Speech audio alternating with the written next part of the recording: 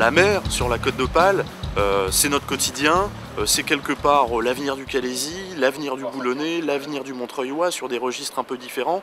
Et donc il vient nous parler de la mer, il vient nous parler, mais surtout il vient nous parler de la mer. Premier message, il arrive à la gare de Calais-Frétin. Donc première chose, sauvegarder les arrêts à la gare de Calais-Frétin, et c'est un enjeu considérable de faire en sorte que cette gare reste une gare internationale.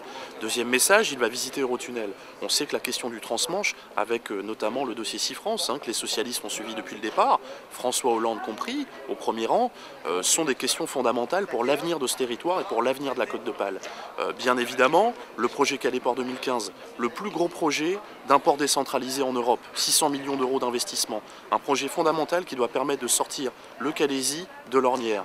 Et ensuite, évidemment, les sujets de la pêche, les sujets de l'aquaculture, et faire en sorte que la mer soit un facteur de développement pour la France, pour la région, pour la Côte d'Opale, dès le mois de mai, lorsque François sera élu président.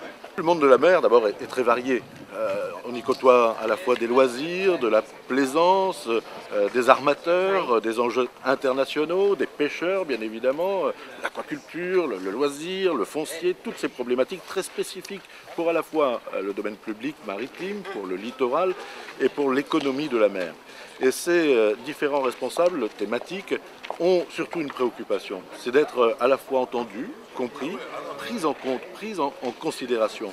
Puisque la spécificité, peut-être la difficulté même, le côté technique de toutes ces questions, ont amené trop longtemps, et la démonstration de ce quinquennat qui vient de se passer en est une illustration supplémentaire, à méconnaître les enjeux maritimes.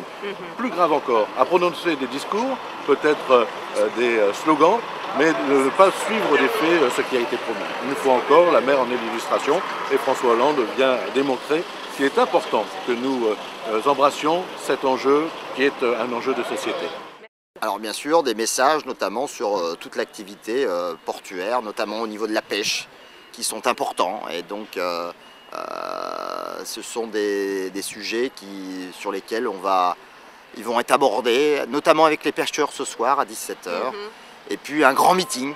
Donc là, c'est la mobilisation de tout le monde parce que, deuxième titre, c'est aussi, je dirais, le responsable socialiste qui est très honoré de le recevoir. Très bien. Merci, Jean-Claude Etienne. Voilà.